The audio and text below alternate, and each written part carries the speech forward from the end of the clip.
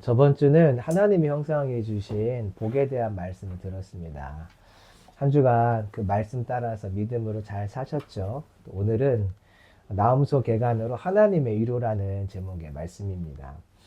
하나님께서 이스라엘 백성들에게 주시는 위로가 크게 세 가지가 있습니다. 첫째는 하나님께서 이스라엘의 예배를 지금도 기다리신다는 것이 위로의 말씀이고요. 둘째는 그렇게 할 수 있도록 강한 자를 결박시켜 주신다는 것이 위로의 말씀이고요. 세 번째는 강한 자를 결박시켜서 더 이상 그에게 속지 않게 하여 하나님만 예배할 수 있게 하신 것이 오늘 이스라엘에게 주신 위로의 말씀입니다.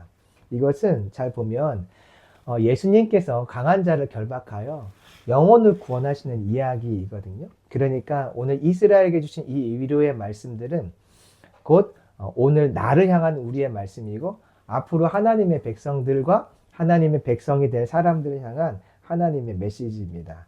나음서를 통해 주시는 이 위로의 메시지가 나에게 참 위로의 메시지로 들려지기를 소망합니다. 그래서 오늘 말씀을 통해서 인생의 참 위로는 강한 자 사단으로부터 벗어나서 하나님께 예배드릴 수 있게 된 것이다 하는 그 믿음, 이 말씀이 믿어지는 은혜가 있기를 소망합니다.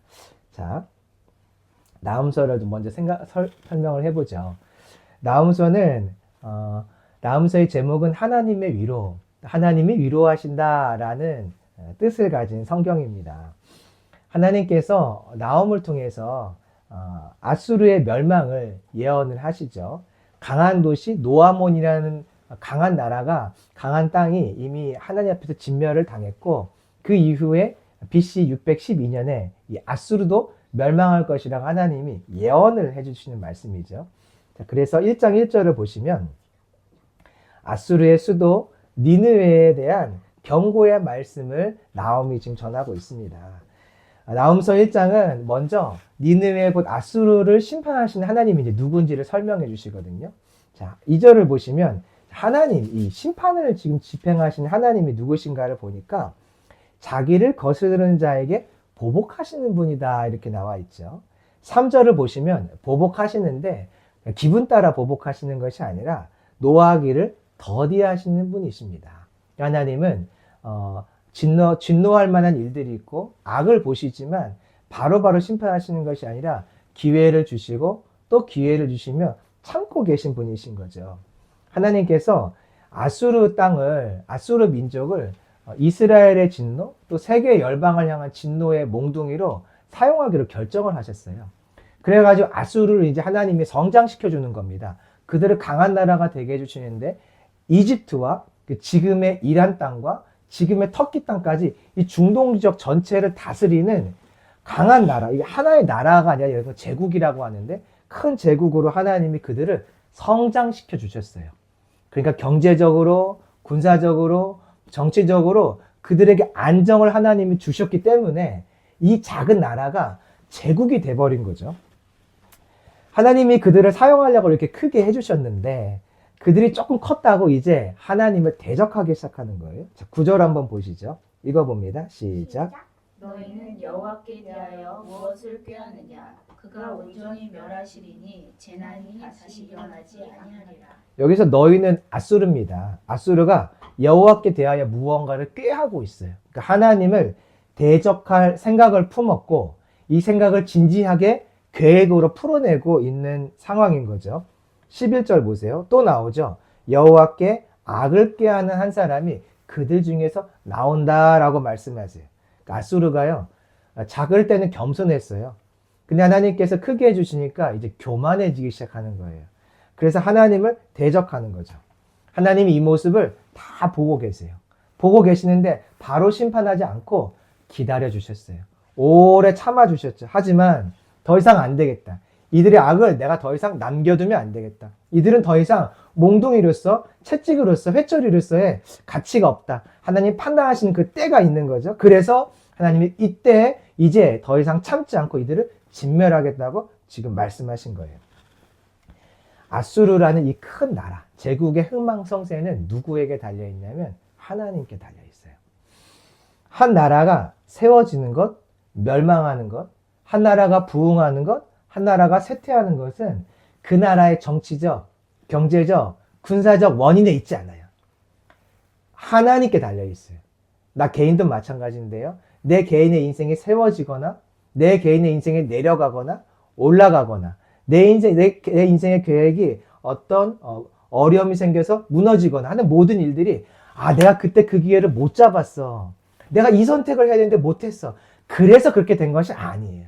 그것까지도 하나님의 계획과 하나님의 허락하심 속에서 내가 하나님의 계획 속에서 어떨 때는 나를 내려보내시기도 하고 어떨 때는 올려보내시기도 하시는 거죠. 우리의 인생 속에 하나님의 손을 떠나서 우연히 내가 잘해서 이루어지는 일은 아무것도 없습니다. 하나님의 계획 속에서 아수르도 결국 멸망하게 되는 것처럼 내 인생에 서고 내 인생에 앉음은 하나님께 달려 있는 것이죠. 지금 이렇게 하나님께서 아수르를 향해서 심판하겠다고 말씀하시는데, 자, 이때 이스라엘 상황을 좀 생각해 보죠. 아수르가 하나님의 뜻을 어기고 힘을 과시하기 시작하는 거예요. 그래서 이 힘을 과시하는 것 때문에 이스라엘이 고난에 가중되고 있어요. 하나님이 아수르를 사용하셔서 이스라엘을 때리는 건 맞는데 하나님이 허락하신 고난이 이 정도라면 아수르가 자기의 힘을 과시하고 이 힘을 사용하느라 하나님이 허락하신 것 이상으로 이스라엘을 괴롭히고 고난을 주고 있는 상황인 거예요. 자, 이스라엘이 아수르에 의해서 왜 고난을 받을까? 근본적인 이유를 생각을 해보면 이유는 간단해요. 죄 지어서 그런 거예요. 죄 지어서. 이스라엘이 죄를 지으니까 하나님이 누군가를 통해서 그들이 죄 짓고 있는 것을 깨닫게 하시는데 그 도구가 아수르였던 거죠. 그러니까 지금 아수르가 계속 어쨌든 성장하는 나라 가운데 있다는 것은 어떤 의미가 되냐면 이스라엘은 여전히 범죄하고 있다는 뜻이에요. 이스라엘이 회개하거나 돌이키지 않고 있다는 뜻이에요.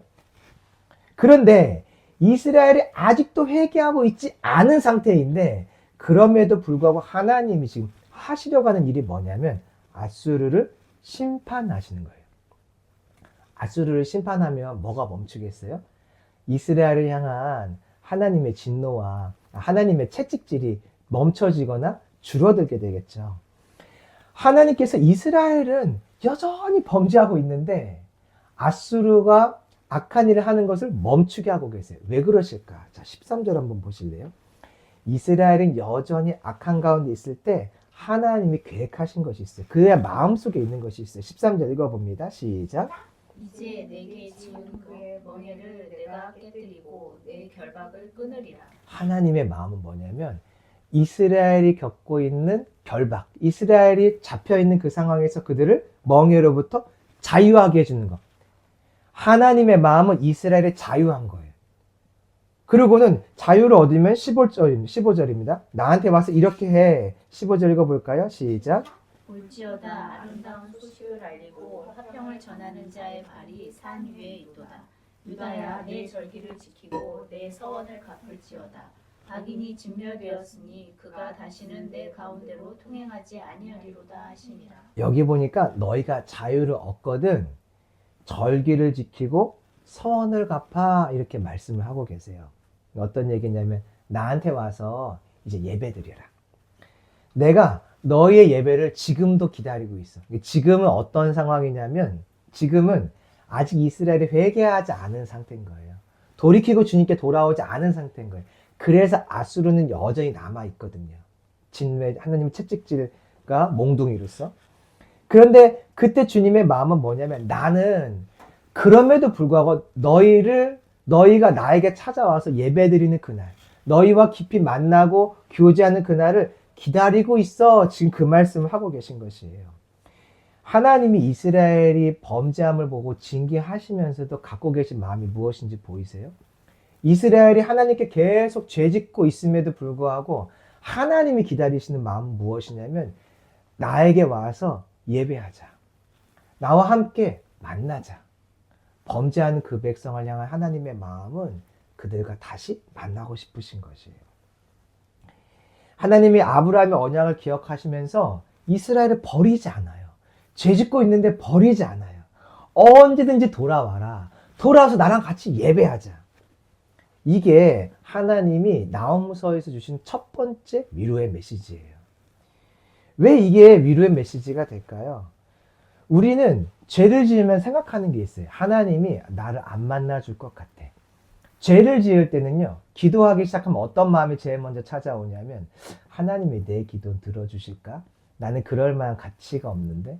내가 이렇게 범죄하는데 주님은 나를 사랑하실까? 나에게 은혜를 베푸실까? 우리가 항상 이 생각을 먼저 해요. 죄 지었으면 하나님께 진노와 심판받는 것을 먼저 생각해요. 물론 죄를 지었으면 혼나야죠. 그렇게 해서라도 죄를 끊어야 사망의 자리를 들어가지 않으니까 혼이 나는 건 맞아요. 그런데 하나님의 마음은 무엇이냐면, 혼을 내시면서도 죄 가운데 있는 나를 향한 하나님의 마음은 돌아와라. 나와 함께 교제하자. 난 언제든지 너를 기다리고 있어. 이게 하나님의 메시지예요. 그래서 죄 가운데 있는 인생들에게 하나님이 여전히 나를 기다리신다는 것은 얼마나 큰 위로가 되겠어요. 탕자 한번 기억해 보실래요? 탕자가 아버지의 재산을 가지고 살아계신데 재산을 받아가지고 다 탕진해 버렸어요. 그때 어떤 생각을 하냐면, 아빠에게 돌아가 볼까? 근데 드는 생각이 있어요. 내가 이렇게 죄를 짓고 나왔는데, 아빠의 마음을 아프게 했는데, 아빠가 과연 나를 받아줄까? 나를 이해해 줄까? 용납해 줄까? 그 근심 속에 어떤 결정을 내리냐면, 아들로서 내가 설 수 없겠지만 나를 종으로는 여겨줄 수 있겠지. 종으로는 세워줄 수 있겠지. 그럼 내가 배고픔은 피할 수 있겠지. 그 생각을 가지고 아버지한테 가는데, 아버지는 이미 이 아들이 떠났을 때부터 올 것을 기대하며 문 앞에서 매일같이 해가 뜨면 그 아이를 기다리고, 해가 질 때까지 그 아이가 올 때를 기다리고 있었어요. 이게 탕자에게 큰 위로였거든요. 나는 아버지께 죄를 졌는데 아버지는 나를 처음부터 지금까지 계속 기다리고 계셨네. 내가 오면 잔치를 벌여주시려고 다 준비하고 계셨네. 우리의 인생의 참 위로가 무엇이냐면, 하나님은 지금도 나를 기다리신다는 거예요. 인생을 살다 보면 결국 느끼는 게 있어요. 혼자구나. 사람한테도 환경한테도 갈 데가 없을 그런 시간이 오거든요. 그때 깨닫는 게 무엇이냐면, 하나님은 나를 기다리고 계셨지. 이게 진짜 위로입니다. 저와 여러분에게 언제든지 나를 받아주려고 기다리고 계시는 하나님이 계시다는 이 사실, 나와 예배하길 원하시고 나와 교제하길 원하시는 그 하나님이 계시다는 이 사실이 참 위로로 받아들여지기를 소망합니다. 하나님께서 이렇게 이스라엘과 교제하고 예배하길 원하시는데, 이것을 위해서 하나님이 하시는 일이 있어요.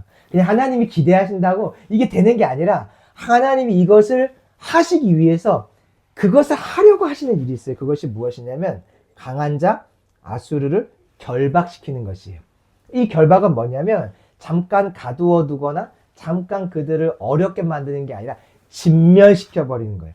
강한 자가 진멸되어야만 이스라엘의 자유를 얻고 하나님께 나와 예배를 드릴 수 있어요. 자, 2장에서 한번 보시죠.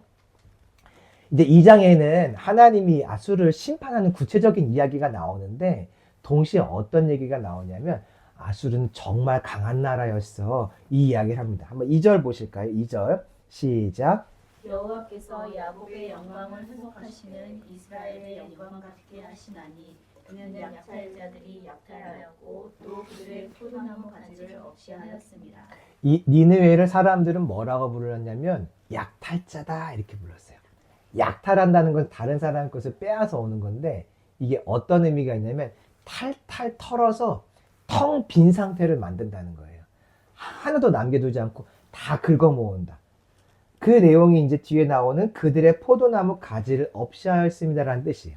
가지를 없애면 포도나무에 열매가 없죠. 열매가 없다는 것은 공급을 멈춘다는 이야기인데, 아수르가 지나가면 탈탈 털려서 텅 빈 상태가 돼요. 아수르가 지나간 자리에는 아무 생명도 살 수 없게 되는 거죠. 그들은 니느웨의 역사를 보면은 포로들을, 전쟁 가운데 포로들을 아주 잔인하게 대했던 것을 알 수 있어요. 벽화가 남아있는데, 이 벽화를 보면 사람이 사람한테 저렇게까지 할 수 있나, 잔인하게? 이런 생각이 들 만한 그런 벽화의 그림들이 남아있어요. 그래서 이들을 보시면 11절에 뭐라고 되어 있는지 볼까요? 읽어봅니다. 시작. 이제 사자의 위이 어디냐 젊은 사자가 먹을 곳이 어디냐 전에는 수사자가 암사자가 그 새끼 사자와 함께 거기서 하는데 그것들을 두렵게 할 자가 없었으며 여기 보니까 아수르를 뭐라고 표현하고 있냐면 사자다, 젊은 사자다, 숫사자다, 암사자다 이렇게 표현을 합니다. 그래서 그들을 두렵게 할 자가 없었대요. 그러니까 니느웨 아수르는 누구도 두려워하지 않았다는 거예요. 지금 반복한 얘기가 무엇인지 보이세요? 니느웨는 강했다.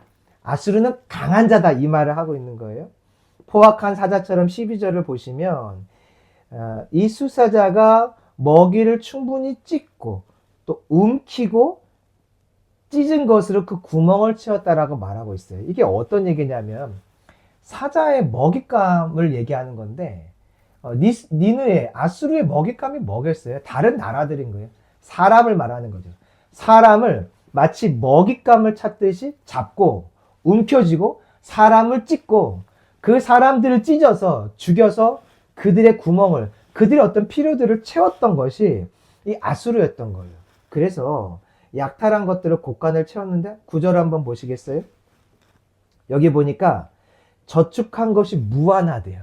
여러분 저축한 것이 무한하다. 어떤 의미일까 이게? 그러니까 내 재산을 세고 또 세는데 그 숫자가 세어지지 않을 만큼 너무 많다 그런 의미인 거예요.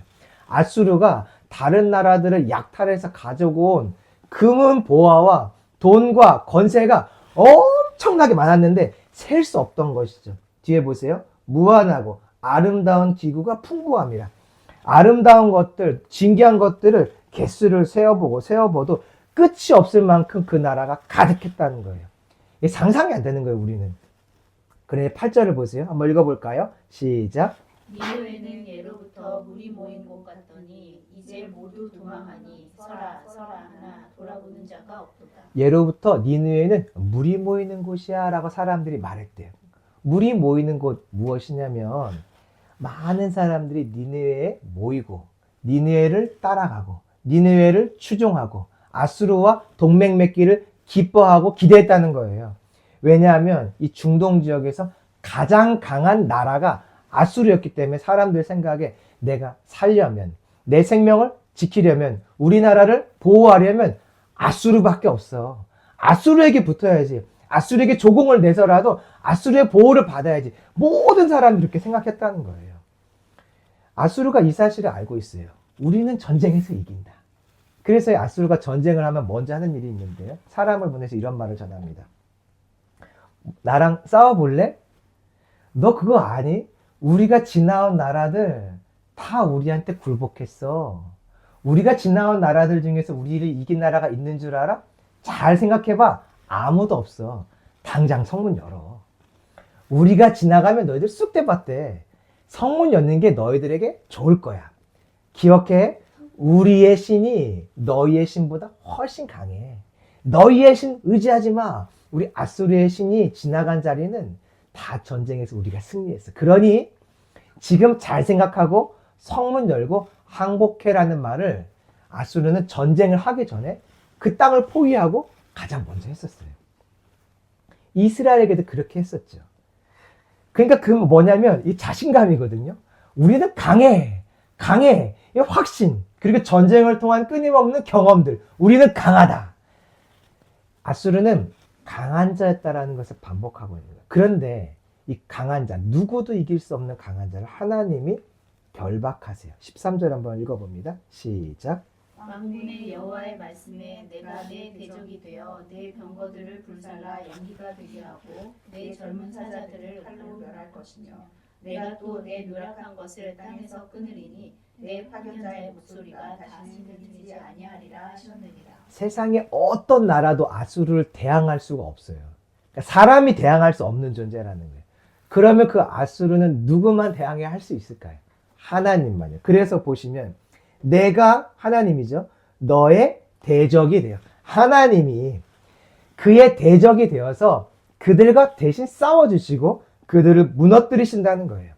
하나님께서 이스라엘에게 자유를 주고 싶으세요. 왜냐하면 하나님은 그들과 함께 예배드리는 날을 기다리고 계세요.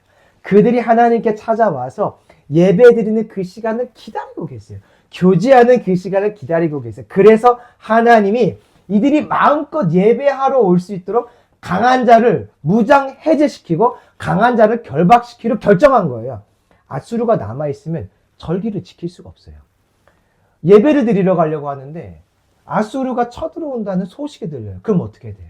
나라를 지키기 위해서 예배를 멈추고 군사들이 칼을 차고 방패를 들고 말을 타고 나가 싸워야 되는 거예요. 그러니까 예배를 드리려고 하는데 아수르가 오면 계속 예배가 드려지지 않는 거죠. 예배를 드리다가도 혹시 저들이 또 쳐들어오지 않을까 걱정, 근심 속에 결박된 채 마음이 묶인 채 예배를 자유롭게 드릴 수 없는 거예요. 그러니 하나님이 하시는 일이 무엇이냐면 결박과 멍해를 끊어서 악한 자를 결박시켜서 이스라엘에게 자유를 주어 마음껏 예배할 수 있게 해주겠다. 이게 하나님의 위로의 말씀인 겁니다. 하나님이 주신 두 번째 위로가 무엇이냐면 마음껏 예배할게 해줄게. 예배를 방해하는 것들을 내가 제거해 줄게. 나홈서에 쓴 그가 바로 아수르였죠. 우리의 인생에요. 아수르가 항상 있어요. 내가 하나님과 교제하려고 할 때, 예배 드리려고 할 때, 찾으려고 할 때 막는 것들이 있거든요. 그게 다 아수르예요. 기도하려고 할 때, 성경 읽으려고 할 때, 무언가 아수르의 존재가 나를 찾아와서 생각을 혼미하게 하거나 뭔가 그거 못했지 하면서 갑자기 뭔가를 하게 만든다든가 어떤 일들이 생겨서 내가 주님께 전심으로 나아가지 못하게 만드는 모든 게 다 아수르예요. 그럼 여러분 어떻게 하셔야겠어요? 하나님, 내 인생에 아수르가 뭡니까? 예배를 방해하고 하나님과 교제하는 것을 막는 아수르가 뭡니까? 주께 물어야겠죠. 혹시 지금 이게 아수르입니까? 이 상황이 아수르입니까? 물어야겠죠. 그리고 주님께 간구하면 돼요. 주님, 강한 자를 결박해서 이스라엘에게 자유롭게 예배하게 하신 것처럼 지금 내게도 이 강한 자, 나를 결박하려고 하는 자, 이 멍해를 주는 이 상황들, 주님 제거해 주세요. 주님 이거 없애 주세요라고 우리가 간구하면 주님이 그 위로의 메시지를 오늘 나에게 적용해서 그 사람, 그 환경, 그 생각, 그 일들을 정리하겠다고 약속해 주시는 것이에요. 저와 여러분에게 그 위로가 있기를 소망합니다. 신약으로 나가면 이 아수르를 예수님은 정확하게 누구라고 말할까요? 아수르 강한 자를 누구라고 말할까요? 사단이라고 말해요. 사단. 사단이 강한 자예요. 사단이 끊임없이 내 생각, 내 마음, 환경에 찾아와서 나의 예배를 가로막아요. 그때 여러분 지지 마세요. 어떡하지? 지지 마세요. 어떡하지? 지지 마시라고요. 그때 이렇게 선포하세요. 예수님이 사단 너의 머리를 박살 내셨어. 예수님이 사단을 이기셨어라고 선포하시고 떠나가라라고 명령하는 거예요. 내 안에 들어오는 두려움들, 근심들, 예배를 가로막고 하나님과의 관계를 가로막는 너 떠나가라라고 선포하면 영적인 그 메시지가 이 하나님의 위로의 메시지 약속대로 찾아와서 그 근심과 걱정된 상황들을 이기고 환경이 있다면 환경이 무너지고 내가 예배 드릴 수 있게 주님을 인도하시기로 약속하셨어요. 이 위로가 이번 한 주간 나의 삶 가운데 예배를 막으려고 하는 사단, 아수르의 공격이 있을 때마다 이 위로가 저와 여러분에게 풍성하게 임하기를 소망합니다. 그래서 예배 때마다 하나님을 전심으로 즐거워할 수 있기를 소망합니다. 저도요, 기도의 자리로 나아가면 바로 드는 갑자기 그 생각들이 있어요. 그 일들이 갑자기 찾아올 때가 있어요. 그러면 기도하다 말고 그걸 또 묵상하기 시작하거든요. 이게 바로 아수르예요. 사단의 막음이죠. 그때 저도 하는 것이 있어요. 떠나가라. 주님, 이 시간 제 생각 속에 보혈을 부어주세요.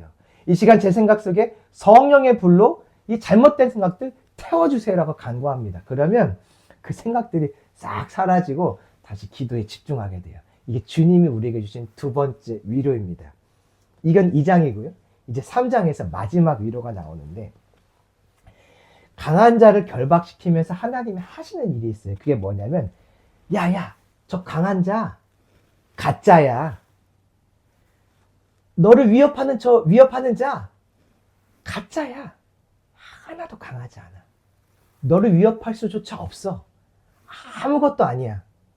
그게 거짓이었어라고 그 실체를 드러내 주시는데 바로 이게 세 번째 위로예요. 왜냐하면 강한 자가 결박되어 있어도 우리 마음속에 저게 강한 자야. 저게 정말 강해. 저게 있으면 나에게 위협이 된다고 내가 믿으면 강한 자가 결박되어 있어도 두려운 거예요. 근심되는 거예요. 그럼 계속 결박된 상태로 있거든요. 주님이 이 미혹에서 우리를 벗어나게 해주신 것이 세 번째 위로예요. 한번 보시죠. 3장입니다. 4절 말씀 읽어봅니다. 시작. 이는 마술에 능숙한 미모의 음녀가 많은 음행을 함이라. 그가 그의 음행으로 여러 나라를 미혹하고 그의 마술로 여러 족속을 미혹하느니라. 아수르가요, 여러 족속을 미혹하는 자였어요. 아수르가 그냥 나라를 결박시키고 나라를 정복하고 뭐 강하고 무섭게 하는 나라가 아니라 그걸 넘어서 성경은 뭐라고 말하냐면 이들은 미혹하는 자였다. 그들이 마술로 음행으로 사람들을 속였어요. 미혹이 뭐냐면 자기 아래에 두고 조종한다 그런 말이에요. 우리가 요즘에 하는 말로 치면 가스라이팅 했다. 그래서 내가 말하는 대로 그가 움직이고 내가 말하는 대로 그가 생각하도록 조종한다. 이게 미혹이에요. 마술은요, 주술이나 점성술을 말해요. 이걸로 아수르가 어떤 일을 하냐면 신이 있는데 그 신이 우리만 도와. 그 신은 우리만 함께 해. 이 신은 우리와만 동행한다고 사람들 계속 가스라이팅 하는 거예요. 속이는 거죠. 음행, 우상숭배죠. 야, 우리 신이 진짜 강한 신이야. 너희 신은 쓸모없어. 너희 신은 능력 없어라고 끊임없이 사람들을 속여요. 우리 생각에 그럼 말한다고 속나? 속죠. 왜 속냐면 증거가 있어서 그래요. 아수르가 지나가면 그 나라가 쑥대밭이 돼요. 아수르가 전쟁을 하면 그들이 미리 선포한 것처럼 전쟁에서 계속 그들이 이기는 거예요. 그러니 이게 가스라이팅 당하는 거죠. 정말 아수르가 강한 나라구나. 이길 수가 없고 저들은 도저히 이길 수가 없구나. 아수르의 신은 우리 신이랑 비교가 안 되네. 신은 저 아수르와만 함께 하는가 보다. 이게 전쟁의 결과로서 다 펼쳐지니까 사람들이 믿게 되는 거예요. 아수르를 따라가야 되는구나. 저 말이 진짠가 보다. 지고 나면 사람들 마음속에 아수르의 말이 생각나요. 그럼 나도 아수르를 섬겨야겠네. 아수르에 붙어야 내가 살겠네. 아수르의 신을 섬겨야 내가 살겠네. 그게 내가 안전한 길이지 하고 사람들이 아수르와 정말 친분을 맺고 동맹을 맺는 거예요. 이거를 이방 사람들만 하는 게 아니라 하나님을 믿는 이스라엘도 똑같이 하는 거예요. 아수르에게 붙어야겠다. 아수르에게 동맹해야겠다. 아수르에게 조공을 바쳐서 그들의 보호를 받아야겠다. 사람들 생각합니다. 하나님보다 아수르가 무서워. 하나님보다 아수르가 세. 하나님보다 아수르와 동행하는 게 안전해. 그렇게 미혹을 당하는데 하나님이 어떻게 하셨나? 5절입니다. 5절 시작. 보라, 내가 내게 말하노니 만군의 여호와의 말씀에 내 치마를 걷어올려 내 얼굴에 이르게 하고 내 벌거벗은 것을 나라들에게 보이며 내 부끄러운 것을 민족에게 보일 것이요. 벌거벗은 수치를 그 부끄러움을 온 민족 앞에 주님이 나타나겠다 이 말씀을 하세요. 이게 어떤 의미냐면 치마에 가려져 있는 속 모습이 있어요. 외투에 가려져 있는 속 모습이 있어요. 아수르가 겉으로 볼 때 그의 치마와 겉옷은 무엇이냐면 전쟁에 승리했다는 거예요. 근데 그 속에 있는 부끄러움은 무엇이냐면 한없이 약한 존재였다는 거예요. 무슨 의미냐면 하나님이 아수르를 들어 쓰기로 결정했기 때문에 아수르가 강한 나라가 된 거예요. 그럼 반대로 보세요. 하나님이 그들을 버리기로 결정하면 아수르는 어떻게 될까요? 그들의 군사, 경제, 정치적인 어떤 힘들과 안정들이 유지가 될까요? 한순간에 다 없어져 버리는 거예요. 하나님이 아수르를 무너뜨림으로 세상 사람들에게 보여주세요. 야, 아수르가 영원하다고? 아니야. 내가 버리면 끝이야. 아수르의 그 강한 군대가 영원하다고? 아니야. 내가 버리면 끝이야. 그들의 돈, 그들의 권세, 그들의 정치적인 모든 힘들. 아니, 그게 영원하지 않고 내가 너 이제 더 이상 안 쓴다. 내가 버리면 저들도 버려지는 거야 라고 그들의 수치, 속에 있는 내면의 모습, 나약한 인간일 뿐인 모습을 하나님이 세상에 보여주신다는 거예요. 그래서 증거로 612년에 정말로 아수르가 강력한 나라가 한순간에 무너져 버리는 거예요. 아무도 상상하지 못했던 그 일이 일어난 거죠. 그때 하나님의 이 말씀을 아는 사람들은 어떻게 반응하겠어요? 와, 야, 이게 하나님의 말씀이 그냥 말이고 기록인 줄 알았더니 진짜네. 하나님이 진짜네. 어리석은 자들은 어떤 생각할까요? 하나님 말씀 믿지 않는 사람들은 어떤 생각할까요? 아수르가 무너졌으면 난 어떻게 살지? 그럼 아수르보다 더 강한 자가 누구야? 아수르를 바벨론이 이기거든요. 사람들은 또 미혹돼 생각하는 거예요. 아, 아수르가 망했으니까 이제는 바벨론 의지하자. 바벨론이 망하면 페르시아 의지하자. 그럼 우리가 살겠지. 이게 미혹된 사람들의 공통적인 모습인 거예요. 미혹된 상태에 있는 사람들은 어떤 생각하냐면 강한 것이 무엇일까? 강한 자가 누구일까? 나를 지켜줄 자가 무엇일까? 나를 지켜줄 것이 무엇일까? 끊임없이 찾는 거예요. 이 사람이 약해서 무너지면 더 강한 사람은 누구지? 이걸 붙들고 있었는데 이게 무너지면 무엇을 찾지? 주식을 하는 사람들의 특징이 뭐예요? 아, 이 주식 떨어지면 더 강한 주식이 뭘까? 또 찾고 이게 또 떨어지면 더 강한 주식은 뭘까? 끊임없이 강한 자를 찾고 강한 것을 찾는 게 어떤 상태냐면 미혹된 상태라는 거예요. 왜냐하면 어떤 것도 영원한 강함은 없어요. 하나님만이 유일한 강함이세요. 하나님만이 영원하세요. 그러니까 하나님을 봐야 되는데 미혹된 상태가 뭐냐면 나를 지켜줄 것은 또 뭘까? 이게 나를 못 지켜주네? 나를 지켜줄 사람은 또 무엇일까? 환경은 무엇일까? 찾는 거지.